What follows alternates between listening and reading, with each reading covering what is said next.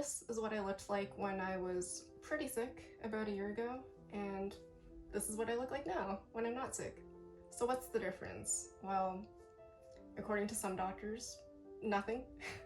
Minus the fact that I'm a year older now and probably have a couple more wrinkles and a little less hair, but you know, even to a casual viewer, there's no real discernible difference there. But that could not be further from the truth.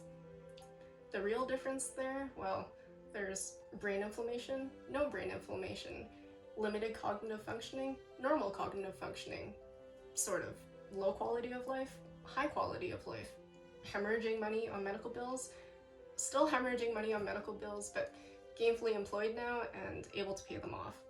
So there's clearly a stark difference between then and now, but to understand the real gap there, we're gonna have to peel back a few more layers. So this story begins in 2014. That summer, gosh, 8 years ago now, I felt like I was on top of the world. I was doing breast cancer research by day and co-captaining my soccer team by night and gearing up to finish up my undergrad degree program in medical laboratory science. But then everything abruptly fell apart. I had some sort of flu-like illness that left me with this strange, fluctuating, dementia-like pattern of symptoms that went for 5 years without proper explanation. There was one doctor that thought I had a strange post-viral syndrome. There were a couple that thought I had depression or some sort of atypical psychiatric issue, and there was a couple that just thought I was simply malingering. So, you know, when you're not getting any real concrete answers to explain what you're dealing with, I even got to a point of questioning my own health judgments. I decided that with enough determination, I could simply will myself back from my leave of absence and force myself to complete my degree. All I really needed to do was pull up my bootstraps even tighter. But as you might expect, that's not how the story ends. Over the next 5 years after I first got sick, I would drop out of university entirely, lose sight of my dreams to have a fruitful career in academia, have trouble holding down a simple part-time job, and just lose connection with all but the most compassionate friends and family.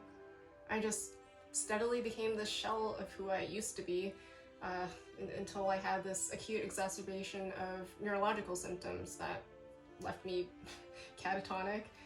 So this brings us up to 2019, and for the first time, doctors deemed me incapacitated enough to warrant a hospitalization and full workup. And for the first time, I also received a sensible diagnosis, and for the first time, I was also treated with medications that addressed the real root of my symptoms. Turns out I had just spent the past 5 years of my 20s battling this invisible war with uncontrolled brain inflammation.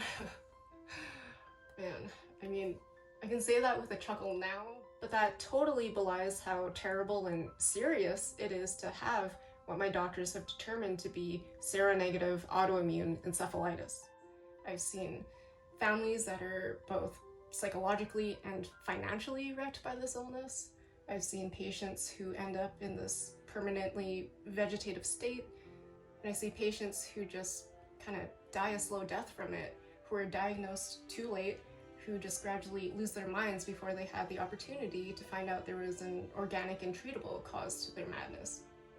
Now moving ahead 3 years, well, we're now in 2022, and I'm doing rather well, all things considered. All thanks to a few angel doctors who were willing to look outside the textbook and see me as more than just my lab values and acknowledge when I was relapsing and escalate treatments. And that has turned my whole world and life around.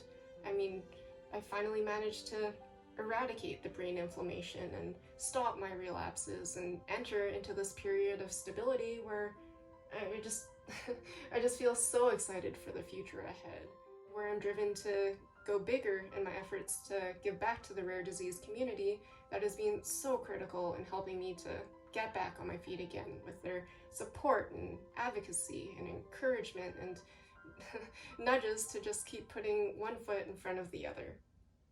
Now, if you're seeing this and you're impacted by rare disease and you're just going through something that you're struggling to get through, what I want you to remember is that you're still in the game here.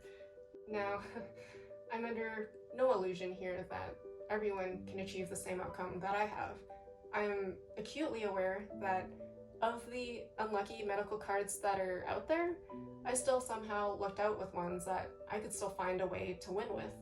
But I guess if there's one thing I'd like you to take away from this, it's that no matter how overwhelming the obstacles you have ahead of you, this is doable and this is surmountable. The path forward may not look like how you would hope. I mean, with me, for example, I'm still dealing with some residual deficits of an acquired brain injury left behind after encephalitis, but that's overshadowed by the sense of pride, I guess, for the younger version of me who kept finding a way to get back into the game each time. I mean, when I was in the throes of medical gaslighting and trauma, and when my neuropsych exam during a relapse showed that I had lost 29 IQ points, and then I saw yet another neurologist who still thought my symptoms were fabricated and all in my head, I experienced a level of distress that I did not know existed. But if I had let those hopeless moments consume me, then I wouldn't have found the 12th neurologist who helped me into remission. I think what helped me bear that burden of suffering throughout this whole journey a little more easily is working to develop that unshakable faith, despite moments of doubt, that no matter what, in the end, when all is said and done, I would still manage to find a way to be okay. I mean, developing that mental muscle for hope, that is such a powerful thing. Don't underestimate the value of keeping that dot on the horizon to aim at and reminding yourself that it's doable to get there because, well, the todays become so much brighter when you can believe in a better tomorrow.